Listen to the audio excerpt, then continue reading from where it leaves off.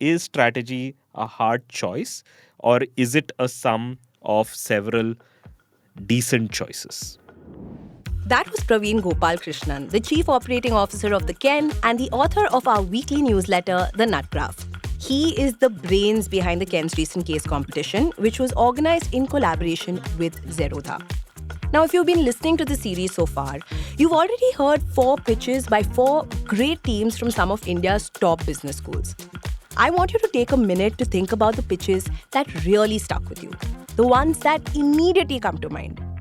For context, this was the problem statement we threw at them. In 3 sentences, the challenge before you is: number 1, you're a quick commerce company. Number 2, you have $1 billion. Number 3, how will you win? That's it. In all likelihood, the teams you best remember probably made some sort of hard choice. Maybe they decided to go all out with Kirana partnerships. Or they decided to spend the full $1 billion trying to make 5-minute deliveries the new normal. The minute you're a company and you basically say our strategy is this, and you're able to say it in one sentence, and it's a one sentence without buzzwords, and it's a one sentence that evokes a certain amount of surprise in the eyes of or in the ears of the listener, that kind of a strategy is very easy to transmit in an organization, because it comes top down all the way to the bottom, and suddenly you get that magical word that a lot of leaders use, which is alignment, right? And that is what a strategy that is really clear and a hard choice does. You see, more often than not, strategies that are the product of hard decisions are the most memorable. They are the ones that stick when you don't try to do a little bit of everything. And Team Kenvision from IIM Bangalore did just that with their billion-dollar strategy for Zepto. Their hard decision? Acquiring the Indian e-pharmacy company Pharmeasy. So how do we take Zepto to the next level? This acquisition gives Zepto access to highly regulated pharma market without reinventing the wheel. It's a win-win situation. Zepto gets to leverage Pharmeasy's license and trust to deliver medicine within minutes, while customer benefit from bundle options like grocery and health essentials. This increase AOV and customer coming back. But while hard decisions make for bold and exciting strategies, they can also very often be seen as impractical. The possibility of getting it completely wrong is also naturally much higher, which is why some teams chose to take a completely different approach. Strategy in many ways can also be doing many things at once. And like I said, there is always a difference between what you do and what you say. Microsoft, as an example, can say that, oh, we believe we are going to be an AI company. But that does not mean that they're not going to also be a computer company. That does not mean that they're also not going to have aggressive sales and sell software. That does not mean that they're not going to do stuff like search, which is probably not related to AI. So you will do many things that are not in pursuit of that central strategy, but you will say this is my central strategy. Team Kenneth from Faculty of Management Studies, Delhi University, went down the optimization route with their strategy for Zepto. We've seen teams do this before. You approach it almost like a math problem. So you spend a certain amount of money on dark stores, a certain amount on category expansion, a certain amount on operations and logistics, and so on. Unlike its usual aggressive strategy, this plan ensures balanced spending to enhance sustainability and scalability, making it crucial for Zepto among all its competitors. The allocation is strategically divided: 40% to operations and infrastructure, 30% to customer acquisition and retention, 20% to new revenue streams, and 10% to technology. So there you have it. Hard decisions versus optimization. Which will win? Let's find out. I'm Rahel, and this is 1 Billion in 10 Minutes.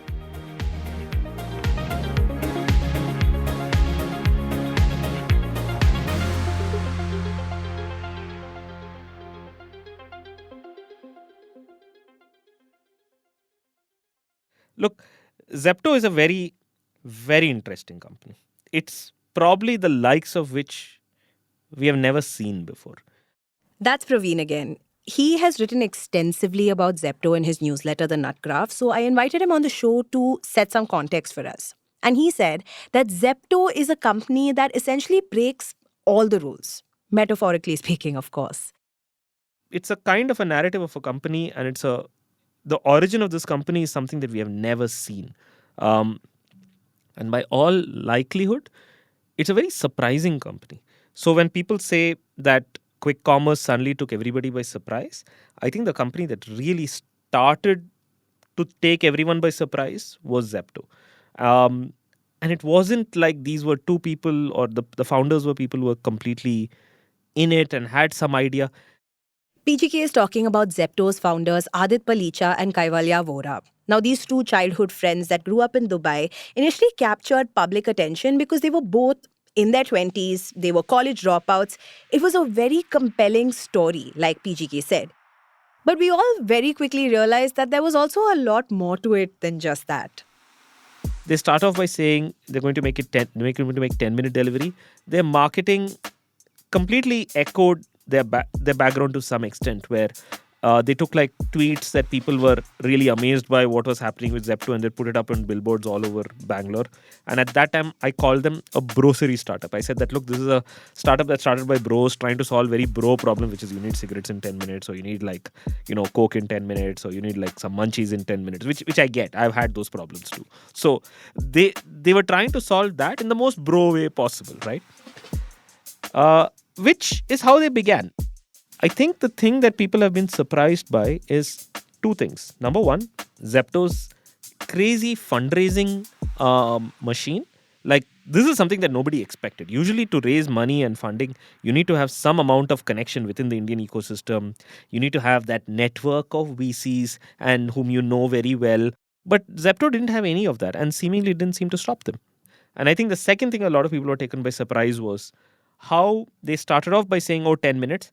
And a lot of people expected, including me, that, well, you can do this for a while, but after a while, realistically speaking, it's going to become a 20-30 minute thing. But I think what they decided was, no, we are going to stick to this promise. We're going to reduce the number of stores that we have, but we're going to meet this promise. And I think it's fair to say that more than any other company, they are the ones who really forced Blinkit and Swiggy especially. Remember Swiggy, when they started, they actually were saying their initial marketing said Swiggy Instamart was 20 to 25 minutes, right? They don't say that anymore. They abandoned that. And I think it was Zepto who forced them to abandon that. So this push for 10-minute delivery and to make 10 minutes completely viable and to hold their ground, I think that is Zepto's real achievement. So our two teams got to imagine what the future holds for Zepto. They answered one simple question. Where does Zepto go from here? In the run-up to the finals, my colleague Nuha Bobere and I spoke to both teams, Kenvision from IIM and Kenneth from FMS Delhi. Now, Nuha covers quick commerce for the Ken and is also the co-producer of this podcast. So when we spoke to the teams, yes, we wanted to understand their strategies, but more than that, we wanted to understand their process, what pushed them to make hard decisions or run the risk of playing it too safe. And here's what they had to say. Okay, Shantanu, Nikita and Praful, Team Kenvision, welcome to the podcast. It's great to have you guys here. I'd love to hear from you, in your own words, what is at the heart of your strategy? The basic core of our strategy is aggressive expansion. Just kill the competitors out there and get the maximum market share that we can and create value to our customers. That is kind of the basic things we have set for our strategy, and we develop that our strategy on the basis of that. That was Shantanu. Now, this is a team that very strongly believes Zepto will be the last man standing in the quick commerce race. Praful says this is a company that represents resilience. Zepto is a company which grew in the funding winter, actually. And so they have capability of doing more with the less. So if you look at the number of dark stores of Zepto compared to Blinkit, and if you compare the gross merchandise value, actually they are comparable with the very around half number of dark stores compared to Blinkit. So we thought, okay, they have DNA of operational excellency. They look at small detail. For example, in the delivery bags, they saved 1 rupee per order. The fact that it isn't a publicly listed company, unlike a few of its biggest competitors, gives it an edge because it can take risks that other platforms just cannot.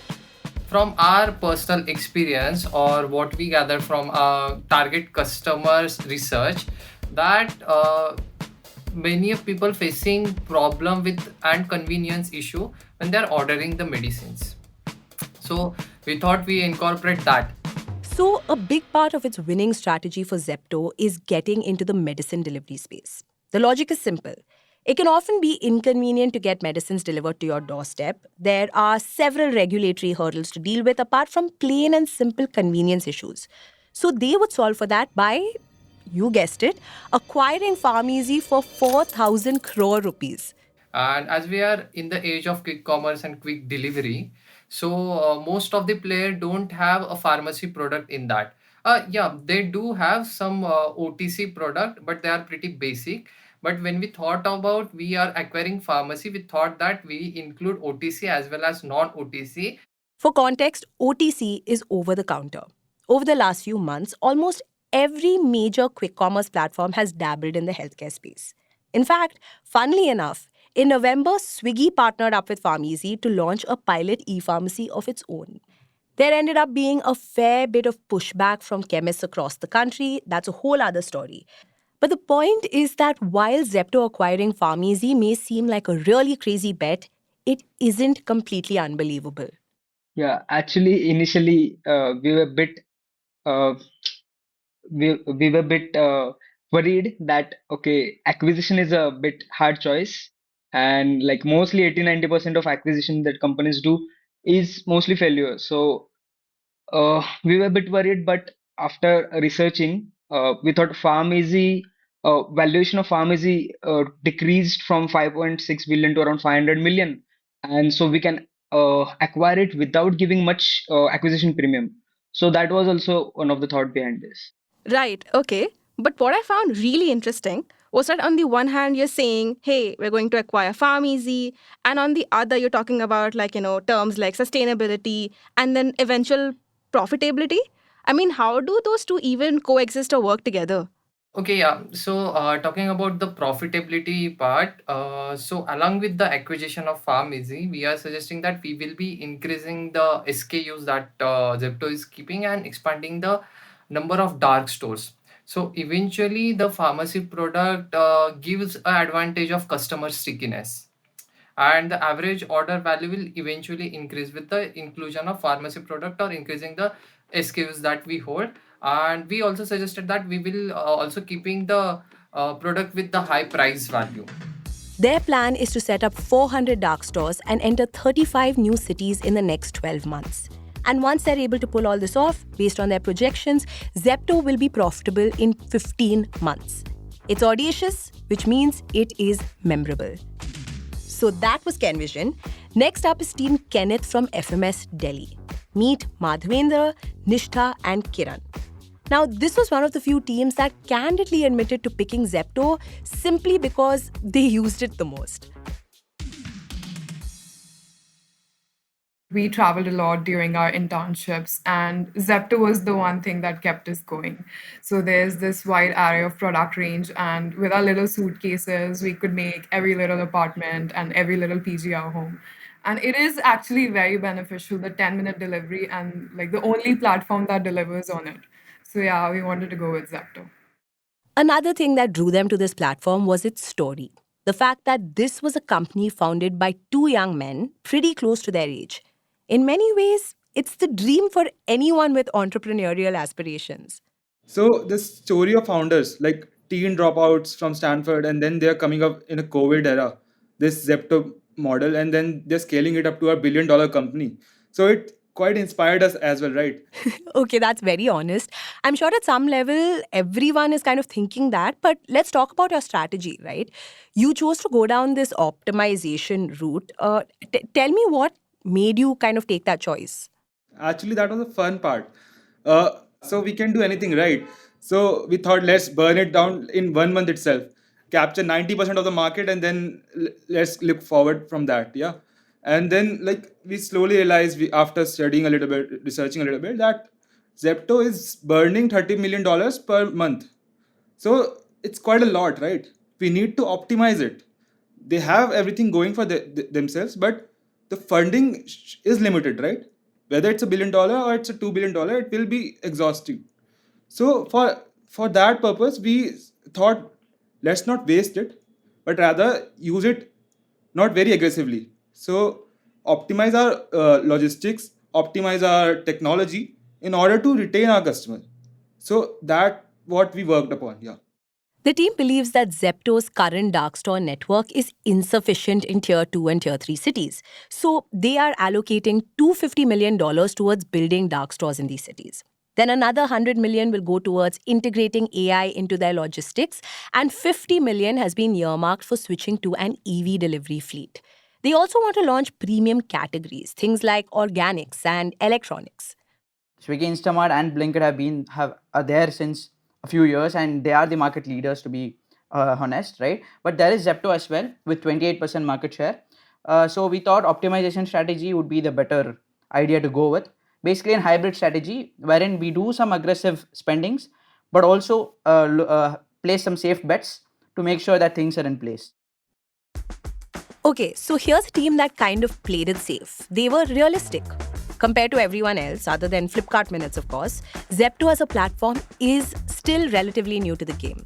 So instead of finding a differentiator that may or may not work, why not spend the full $1 billion refining Zepto's logistics and operations and focusing on expanding its presence across the country? That's essentially their strategy in a nutshell. So there you have it, two wildly different strategies. One is aggressive, the other is comparatively safe. But only one of the two strategies can make it to the top 5. Which one will it be? I'll let PGK tell you.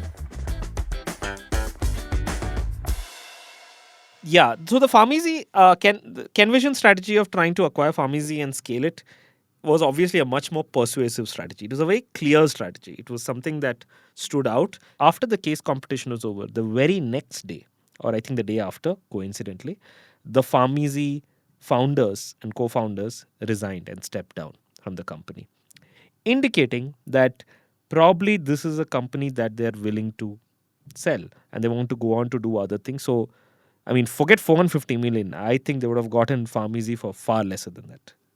So I think it was a good strategy. I think they did a great job with the math. They showed the acquisition amounts, what they're going to do with it, how they plan to invest the money, and how they wanted to scale. So I think for those reasons, they beat out the other Zepto team.